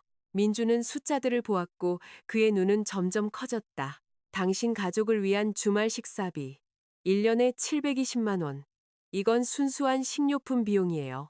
내 시간, 전기세, 수도세는 포함되지 않았어요. 난 몰랐어. 우리 두 사람을 위한 평소 식료품비. 1년에 720만 원. 공과금 240만 원. 각자 120만 원씩. 생필품 피복비 200만 원. 양가 친척 선물 250만 원. 수지는 항목을 하나씩 보여주었다. 민주는 창백해져 침묵했다. 결론적으로 내 월급 500만 원에서 가족을 위한 지출로 거의 전부 나가고 남는 건 30, 40만 원 정도예요. 그리고 당신은 월급 350만 원에서 생활비 통장에 150만 원만 넣고 있죠. 나머지 200만 원은 당신 자신을 위해 쓰고요. 친구들, 어머니 용돈. 어디에 공정성이 있죠? 민주는 침묵했다. 수지는 노트북을 닫았다. 이게 내가 각자 돈 관리에 동의한 이유예요. 내가 우리 가족에게 실제로 얼마나 기여하고 있는지, 그리고 그 대가로 뭘 받고 있는지 보게 하려고요. 칼국수면이 굵다는 지적 말이네요. 그녀는 일어나서 노트북을 테이블에 놓았다. 이걸 진심으로 이해하게 되면 그때 가서 이야기하죠. 수지는 침실로 들어가 문을 닫았다. 민주는 소파에 앉아 허공을 응시했다. 머리가 생각으로 터질 것 같았다. 그는 정말 몰랐다. 계산하지 않았고 생각하지 않았. 수진이 요리하고 청소하고 돌보는 것을 당연하게 생각했다. 그것이 정상이고 그래야만 한다고 생각했다. 하지만 알고 보니 그는 그저 이용하고 있었을 뿐이었다. 그녀가 하는 모든 것에 대해 대가를 치르지 않고 그녀 덕분에 편안하게 살면서 심지어 자신이 그녀를 먹여 살린다고 생각할 만큼 뻔뻔했다. 저녁에 그는 저녁을 준비하려고 했다. 스파게티를 삶고 통조림 소스를 부어 섞었다. 먹을 수 없을 만큼 맛이 없었다. 그는 한 입 한 입 억지로 삼키며 먹었다. 수지는 침실에서 나와 채소를 곁들인 스테이크를 준비했다. 그녀는 주방에서, 그는 거실에서 식사했다. 그들은 대화를 하지 않았다. 일요일은 무거운 침묵 속에서 지나갔다. 민주는 아파트를 청소하려고 했지만 어디서부터 시작해야 할지 몰랐다. 거실에 청소기를 돌리고는 기운이 다 빠졌다. 세탁을 하려다 세탁 모드를 잘못 선택해서 옷이 줄어들었다. 수지는 자기 일을 했다. 노트북으로 일하고 책을 읽고 드라마를 보며 남편을 무시했다. 저녁에 어머니에게서 전화가 왔다. 그는 베란다로 나갔다. 길고 힘든 대화였다. 미정 씨는 요구하고 비난하고 압박했다. 민주는 설명하려고 했지만 그녀는 듣지 않았다. 그가 베란다에서 돌아왔을 때 얼굴은 흑빛이었다. 수지는 그를 보았지만 아무 말도 하지 않았다. 그날 밤 각자 침대 반대편에 누워 잠이 들었다. 민주는 밤새 뒤척이며 생각에 잠겼다. 수지는 마음에 거리낄 것이 없어 평온하게 잠들었다. 월요일, 새로운 한 주가 시작되었다. 민주는 아침 식사도 거르고 일찍 출근했다. 요리는 못하겠고 매일 카페에서 사 먹기에는 돈이 너무 많이 들었다. 수지는 베리를 곁들인 오트밀로 아침을 먹고 커피를 마시고 사무실로 향했다. 근무일은 바빴다. 중국 공급업체와 또 문제가 생겼다. 서류 처리 실수인지 아니면 다른 문제인지 수지는 3시간 동안 전화를 걸고 이메일을 쓰고 조율하면서 문제를 파악했다. 점심시간이 되어서야 모든 것이 해결되었다. 구내 식당에서 옆 부서 동료를 만나 일과 날씨에 대해 이야기했다. 수지는 집안 사정에 대해서는 한마디도 하지 않았다. 개인적인 일을 남에게 드러내는 것을 좋아하지 않았다. 저녁에 민주는 늦게 퇴근했다. 수지는 이미 저녁을 먹은 후였다. 그녀는 해산물 파스타를 만들어 먹었다. 그는 주방으로 가냉장고를 열었다. 그의 식료품인 식빵과 소시지, 조각이 아래 칸에 놓여 있었다. 그 외에는 아무것도 없었다. 장 보는 것을 잊고 있었다. 그는 다시 식빵을 꺼내 한 입 베어 물고 마른 빵을 물로 넘겼다. 수지는 거실에 앉아 영화를 보고 있었고 돌아보지도 않았다. 화요일, 수요일, 목요일도 마찬가지였다. 민주는 대충 식사를 해결했다. 회사 식당에서 먹거나 퇴근길에 무언가를 사오거나 그냥 빵을 씹었다. 일주일 사이에 식비로 30만 원 이상을 썼다. 다림질을 못해서 옷은 전부 구깃구깃했고 제대로 청소를 못해서 집은 엉망이었다. 싱크대에는 그릇이 쌓였고 그는 대충 씻었다. 반면 수지는 자신의 삶을 살았다. 맛있는 요리를 만들어 먹고 회사에 가고 친구들을 만났다. 그녀는 모든 것이 좋았고 심지어 더 훌륭했다. 금요일 밤 민주는 더 이상 참을 수 없었다. 집에 돌아와 주방에 있는 수진을 보았다. 그녀는 오렌지를 곁들인 오리 요리를 만들고 있었다. 참을 수 없을 만큼 맛있는 냄새가 났다. 그는 식탁에 앉아 그녀가 가스레인지 앞에서 마법을 부리는 모습을 지켜보다가 조용히 물었다. 수진아, 나랑 얘기 좀 할 수 있을까? 그녀가 돌아보았다. 듣고 있어. 미안해. 정말 미안해. 내가 다 깨달았어. 내가 틀렸다는 거, 이기적이었다는 거, 너를 소중히 여기지 않았다는 거. 계속해. 예전처럼 돌아가고 싶어. 공동 생활비. 이 끔찍한 분리된 생활이 없는 평범한 생활로. 수진이 가스레인지를 끄고 행주로 손을 닦으며 민준의 맞은편에 앉았다. 좋아. 하지만 조건이 있어. 어떤 것이든 내가 모든 지출을 계속 기록할 거야. 당신은 언제든지 돈이 어디로 가는지 볼 수 있어. 완전한 투명성. 동의해. 당신 가족과의 주말 식사는 매주가 아니라 한 달에 2번, 그리고 사전에 상의해야 해. 어때? 동의해. 반찬통에 음식을 싸가는 건 없어. 여기서 먹기 위해 요리하는 거야. 집에 가져가기 위한 게 아니라고. 동의해. 더 이상 김대리 같은 사람들 조언을 우리 가족 문제에 끌어들이지 마. 문제가 생기면 다른 사람한테 가지 말고 나랑 상의해. 약속할게. 수지는 잠시 그를 쳐다보며 침묵했다. 그리고 마지막으로 당신은 내가 당신에게 부양받는 식객이 아니라는 걸 인정해야 해. 나는 파트너야. 대등한 파트너. 나는 우리 가족에게 당신보다 적지 않게 오히려 더 많이 기여하고 있어. 알았어. 진심으로 알았어. 그럼 좋아. 공동 생활비로 돌아가자. 민주는 벌떡 일어나 그녀를 껴안았다. 수진이 손짓으로 그를 막았다. 잠깐. 용서는 하지만 잊을 수는 없어. 그때 당신이 했던 말. 나를 먹여 살리는 게 지긋지긋하다는 말은 내 안에 영원히 남을 거야. 수진아, 그런 의도가 아니었어. 알아. 하지만 말은 이미 내뱉어졌고, 이제 나는 항상 기억할 거야. 위기의 순간에 당신이 나를 지지하지 않고 비난했다는 것을. 그게 우리 사이의 무언가를 영원히 바꿔버렸어. 그녀는 일어나서 가스레인지로 돌아가 저녁 준비를 계속했다. 하지만 지금은 자신만을 위한 것이 아니라 두 사람을 위한 것이었다.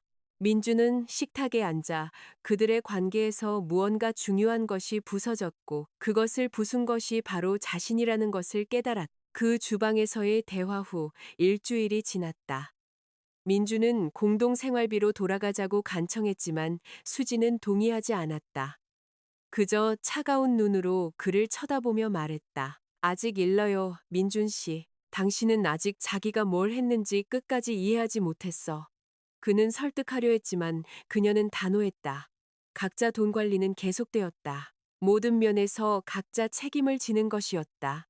민주는 여전히 인스턴트 식품과 싼 구내식당 음식으로 연명했다.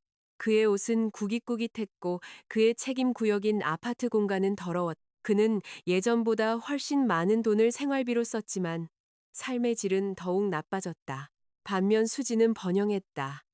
고급 요리를 만들어 먹고 잘 다려진 옷을 입고 편안하고 만족스러워 보였다. 그녀의 아파트 공간은 깨끗하게 빛났다. 그녀는 돈을 모으고 친구들을 만나고 레스토랑에 갔다. 2주차 월요일, 민준에게 어머니가 전화했다. 민준아, 토요일에 우리 갈 거다. 너희들 보고 싶구나. 그는 수화기를 귀에 댄 채 얼어붙었다. 어머니, 오지 마세요. 지금 상황이 복잡해서요. 무슨 상황? 우리가 아들 집에 가는 것도 못하니? 점심에 맞춰서 평소처럼 갈 거니까. 어머니, 그게 아니고요. 토요일에 보자. 그녀는 전화를 끊었다. 민주는 꺼진 화면을 보고 앉아 있었다. 어떡하지? 수지는 절대로 요리하지 않을 것이다. 그리고 그는 그렇게 많은 사람을 위해 요리 같은 건 할 수 없다. 저녁에 그는 아내와 이야기하려고 했다. 수지나 토요일에 부모님이랑 형님네 식구들이 온대. 그녀는 책을 읽으며 고개도 들지 않았다. 알아, 어제 전화하는 거 들었어. 도와줄 거야? 아니, 수지나, 제발. 한 번만. 그녀는 책을 덮고 그를 쳐다보았다. 민준 씨, 우리 각자 돈 관리 중이야. 당신 가족, 당신 책임. 아주 공평하잖아. 하지만 난 요리 못해. 배워. 아니면 배달시키거나 완제품을 사든지. 방법은 있어. 수진아. 아니, 민준 씨. 진심이야. 당신이 각자 돈 관리를 원했고 얻었잖아. 그렇게 살아. 그녀는 일어나서 침실로 들어갔다. 민주는 소파에 앉아 머리를 감쌌다. 그는 일주일 내내 스트레스에 시달렸다. 뭘 사야 할지, 뭘 요리해야 할지, 칠명을 위한 점심을 어떻게 준비해야 할지 고민했다. 인터넷에서 레시피를 찾아봤지만 전부 어려워 보였다. 목요일, 그는 마침내 결심했다. 회사 근처의 비싼 레스토랑에 들어가 토요일 점심 배달을 주문했다. 샐러드, 메인 요리, 디저트까지 모두 깔끔하게 포장된 레스토랑 품질의 요리였다. 285 영원을 지불했다. 한 끼 식사로 월급의 거의 10분의 1을 썼다. 하지만 선택의 여지가 없었다. 금요일 저녁 그는 수진에게 말했다. 레스토랑에서 음식 배달시켰어. 내일 점심쯤 올 거야. 잘했네. 기지가 있잖아. 정말 요리 안 할 거야? 응, 식탁에도 안 나올 생각이야. 왜? 그건 당신과 당신 가족의 점심이잖아. 나는 초대받지 않았어. 수진아, 모두들 네가 아픈 줄 알 거야. 그들이 원하는 대로 생각하게 내버려둬. 민주는 설득이 소용없다는 것을 깨달았다. 무거운 마음으로 잠자리에 들었고 잠을 이루지 못했다. 토요일은 끔찍한 시작이었다. 수지는 일찍 일어나 샤워하고 옷을 입고 하루 종일 친구 집에 가 있을 거라고 선언했다. 밤늦게 돌아올 거야. 일부러 그러는 거지? 민준이 참지 못하고 말했다. 아니, 그냥 이 서커스에 끼고 싶지 않을 뿐이야. 행운을 빌어. 그녀는 떠났다. 민주는 혼자 남겨졌다. 11시 레스토랑에서 전화가 왔다. 죄송합니다만 공급업체에 문제가 생겨서 주문하신 요리를 배달해 드릴 수 없게 되었습니다. 환불은 3일 이내에 처리해 드리겠습니다. 민주는 온몸이 차가워졌다. 어떡하지? 식구들은 2시간 후에 도착하는데 그는 재킷을 집어들고 가장 가까운 마트로 달렸다. 뭘 사야 할지 몰라. 매대 사이를 헤매다 통조림 소스, 식빵, 버터를 샀다. 가장 싼 것들로 돈이 거의 남아있지 않았다. 월급은 바닥났고 다음 월급은 일주일 후에나 들어온다. 집에 돌아와 파스타 봉지를 뜯었다. 주방에 서서 뭘 해야 할지 몰랐다.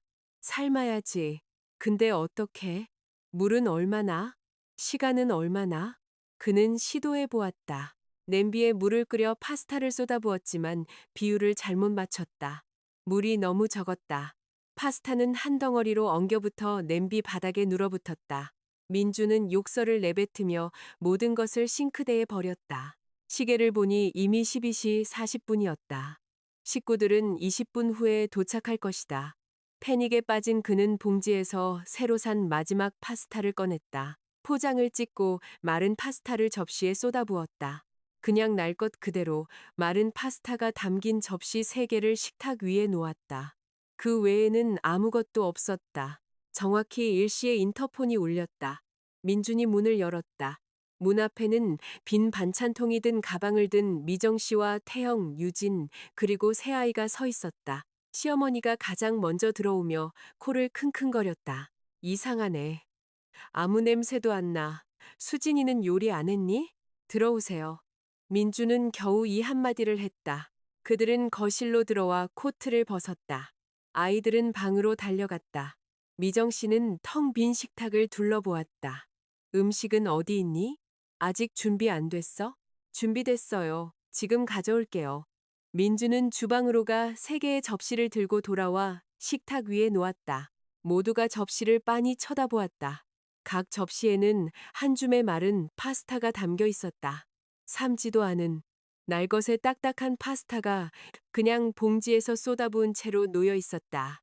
죽음 같은 침묵이 흘렀다. 태영이 가장 먼저 입을 열었다. 이게 뭐야?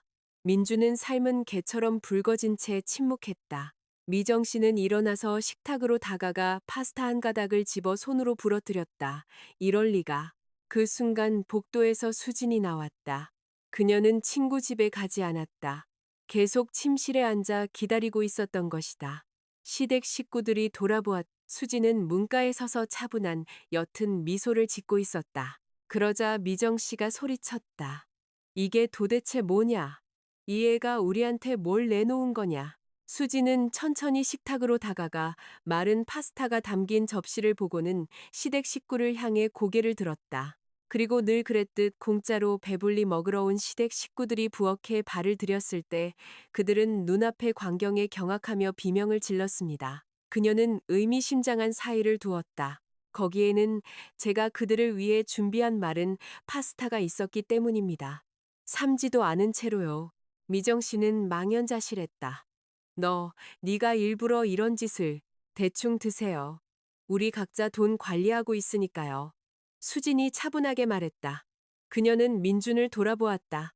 당신 식료품 중에 남은 건 파스타뿐이었죠? 그러니 맛있게 드세요. 흘리지 마시고요. 무덤 같은 침묵이 흘렀다. 미정 씨는 입을 벌린 채였다. 태영은 배를 잡았다. 웃는 건지 숨이 막히는 건지 알 수 없었다. 유진은 손으로 얼굴을 가렸다. 민주는 종이장처럼 하얗게 질려 있었다. 수진아, 너 말 안 했어? 안 했어. 침실에 앉아서 당신이 고생하는 걸 지켜봤어. 이 순간을 기다렸지. 왜? 당신과 저 사람들에게 보여주려고. 그녀는 시댁 식구들을 둘러보았다. 마침내 모두가 각자 돈 관리가 진짜 무엇인지 이해하도록. 미정 씨가 겨우 목소리를 찾았다. 네가 우리를 조롱하는 거냐? 우리는 네 가족이야. 아니요. 수진이 차갑고 날카롭게 말했다. 여러분은 제 가족이 아닙니다. 민준 씨 가족이죠. 각자 돈 관리를 제안한 것도 바로 여러분이었고요.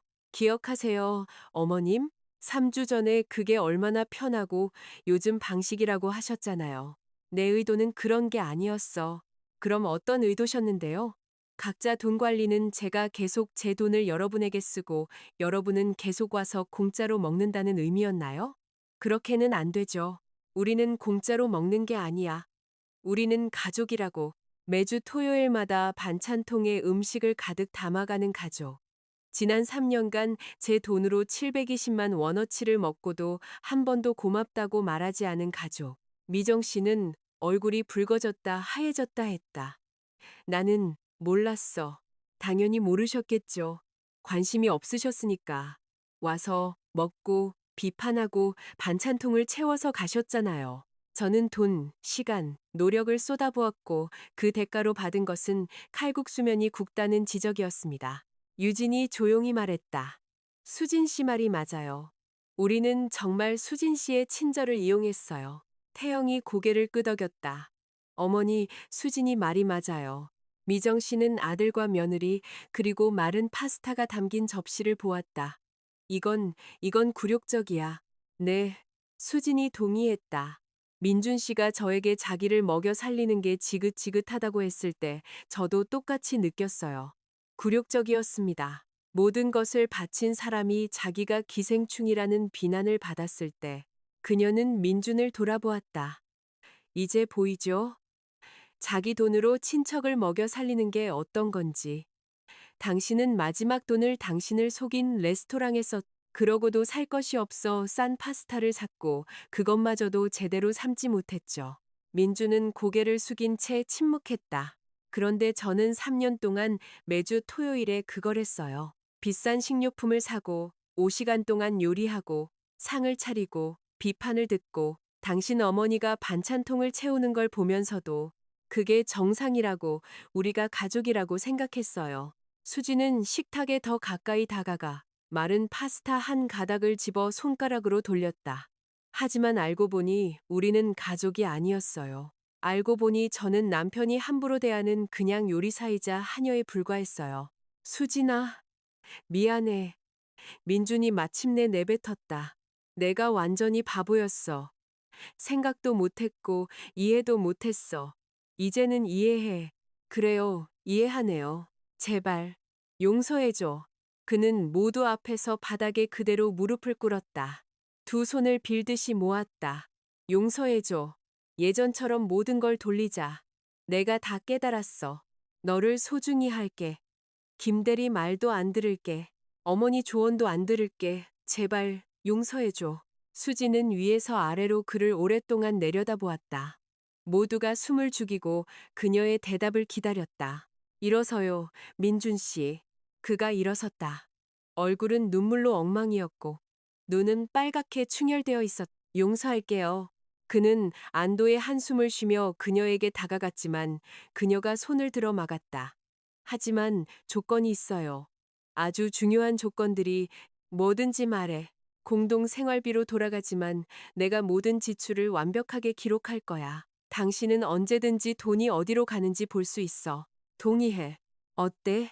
당신 가족과의 주말 식사는 한 달에 한 번. 그 이상은 안 돼. 그리고 사전에 상의하는 것. 동의해. 동의해. 반찬통에 음식을 싸가는 건 없어. 여기서 먹기 위해 요리하는 거야. 가져가고 싶으면 별도로 돈을 내야 할 거야. 미정 씨가 움찔하며 반박하려 했지만 태영이 그녀의 어깨에 손을 얹었다. 어머니, 가만히 계세요. 이게 공평한 거예요. 민준이 고개를 끄덕였다. 동의해. 더 이상 우리 가족 문제에 대해 외부 사람과 상의하지 마. 문제가 생기면 나와 직접 이야기해. 약속할게, 약속할게. 수지는 잠시 멈추고 가장 중요한 말을 했다. 그리고 마지막으로 당신은 내가 식객이 아니라 파트너, 대등한 파트너라는 것을 인정해야 해. 내가 우리 가족에게 당신보다 적지 않게 오히려 더 많이 기여하고 있다는 것을. 그리고 그것을 소중히 여겨야 해. 민주는 눈물을 흘리며 고개를 끄덕였다. 응, 응. 인정할게. 네가 우리 가족을 위해 모든 걸 하고 있어. 네가 최고야. 미안해. 수지는 한숨을 쉬었다. 좋아요. 월요일부터 공동생활비로 돌아가죠. 민주는 그녀에게 달려갔다. 그녀도 마주 않았지만 열정은 없었다. 그의 등을 툭툭 두드리고 그를 떼어놓았다. 시댁 식구를 돌아보았다. 어머님, 저는 어머님께 악감정은 없어요. 하지만 이제부터는 전체 상황을 모르시면 조언하지 마세요. 어머님 때문에 우리 가족이 깨질 뻔했어요. 시어머니는 부끄러운 듯 고개를 끄덕였다. 미안하다, 수진아. 정말 이렇게 될 줄은 몰랐다. 알아요. 그래서 용서하는 거예요. 유진이 다가와 수진을 안았다. 몇 년 동안 우리 먹여 살려주셔서 감사해요. 저희가 정말 은혜를 몰랐어요. 태영도 다가왔다. 수진 씨가 최고야. 우리 모두에게 교훈을 줬어. 가혹하지만 공평한 교훈이었지. 아이들이 방에서 뛰쳐나와 거실 한가운데 서 있는 어른들을 보았다. 막내딸이 식탁을 보았다. 밥 어디 있어요? 왜 접시에 막대기만 있어요? 모두가 서로 얼굴을 마주보고 긴장했지만 진심 어린 웃음을 터뜨렸다. 수지는 주방으로 갔다. 제가 빨리 뭐 좀 만들게요. 어른들의 어리석음 때문에 아이들이 고생하면 안 되죠. 그녀는 잠가두었던 캐비닛에서 식료품을 꺼냈다. 30분 만에 채소를 넣은 오믈렛을 만들고 빵을 썰고 치즈와 소시지를 꺼냈다. 간단하지만 든든한 점심이었다. 모두 식탁에 앉았다. 각자 생각에 잠겨 말없이 식사했다. 분위기는 기묘했다. 적대적이지는 않았지만 따뜻하지도 않은 과도기적인 분위기였다. 식사 후 시댁 식구들은 오래 머물지 않고 돌아갈 채비를 했다. 미정 씨는 작별 인사를 하며 수진을 안았다. 민준이도 나도 용서해줘서 고맙. 너는 강한 여자구나. 저는 그냥 불공평한 걸 못 참는 것뿐이에요. 그게 옳은 일이야. 그들이 떠났다. 문이 닫혔다. 민준과 수진은 둘만 남았다. 그는 죄책감 어린 눈으로 그녀를 쳐다보았다. 수진아, 응. 정말 용서한 거야? 응. 민준 씨, 용서했어. 그럼 모든 게 예전처럼 돌아가는 거야? 수지는 침묵했다. 아니, 예전처럼은 안 돌아가. 다를 거야. 더 나쁘게? 그냥 다르게. 당신이 그 말을 했을 때 우리 사이에 무언가 부서졌어. 중요한 것. 신뢰, 친밀감. 우리가 서로 편이라는 확신 같은 것. 고칠 수 있을까? 모르겠어. 시간이 알려주겠지. 민주는 고개를 끄덕였다. 두 번째 기회, 마지막 기회를 얻었다는 것을 알았다. 그리고 이 기회를 놓치면 더 이상은 없을 것이다. 그들은 말없이 식탁을 치우기 시작했다. 각자 자기 일에 몰두했다. 삶은 계속되었지만 더 이상 예전과 같지 않았다. 그 기억에 남는 토요일 점심 이후 한 달이 지났다. 민주는 정말로 변했다. 더 세심해지고 다정해지고 시키지 않아도 집안일을 도왔다. 뭘 도와줄지 물었고 그녀의 하루가 어땠는지 관심을 가졌다. 더 이상 김대리의 조언은 듣지 않았다. 오히려 그 동료와 거리를 두었. 업무 외에는 대화를 하지 않았다.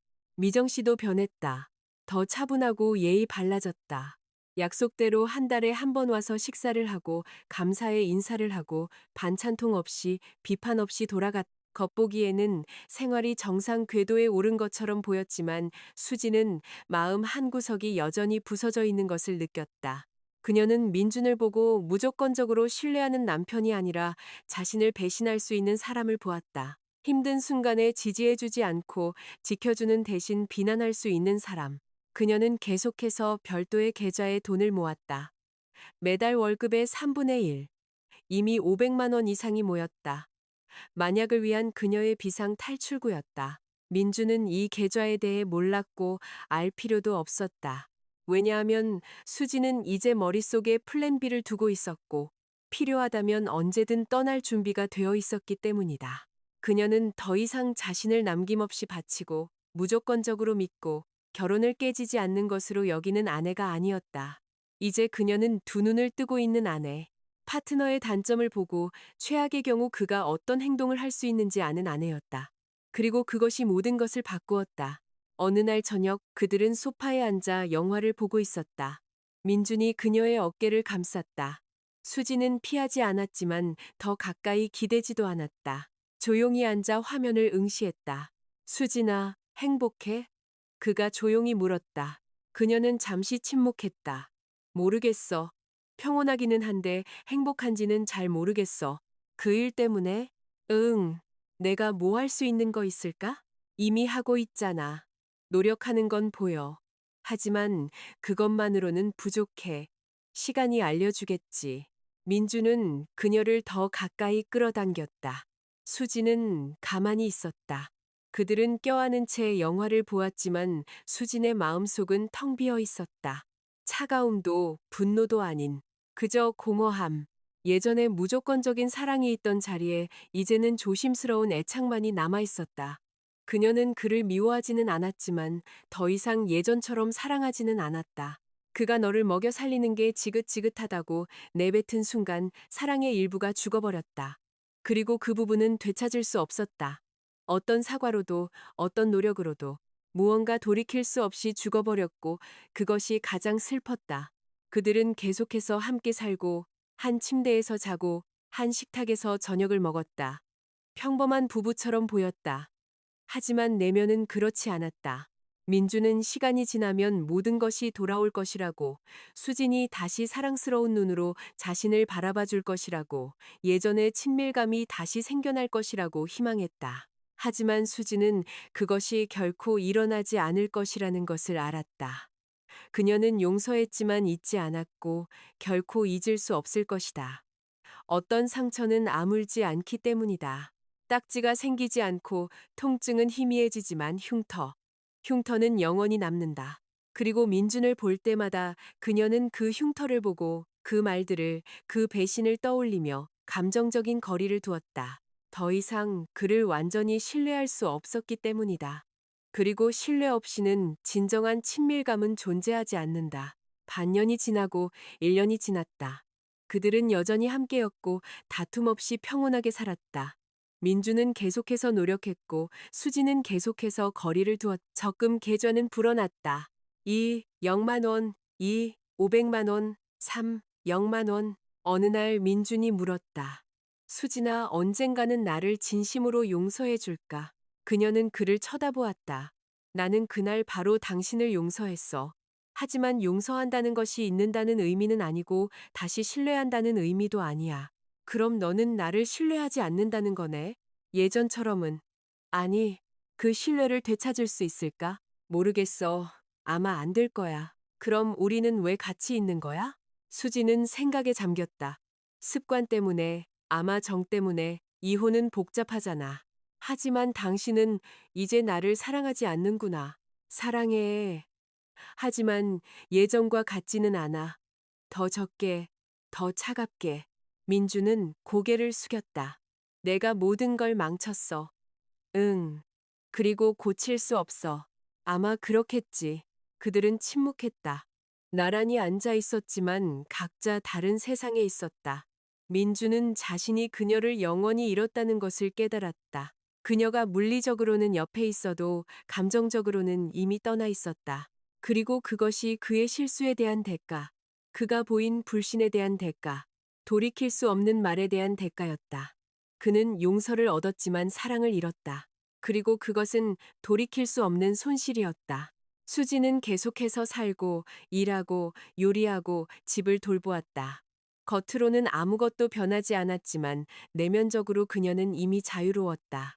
이 결혼에서 감정적으로 자유로워졌. 그녀는 그저 동정심, 습관, 상처 주고 싶지 않은 마음 때문에 남아 있었지만 사랑은 더 이상 없었다. 그리고 언젠가 그녀는 떠날 힘을 찾을 것이다. 오늘은 아니고 내일도 아니겠지만 언젠가는. 사랑 없이 사는 것은 불가능하니까. 그리고 수지는 참고 사는 여자가 아니었다.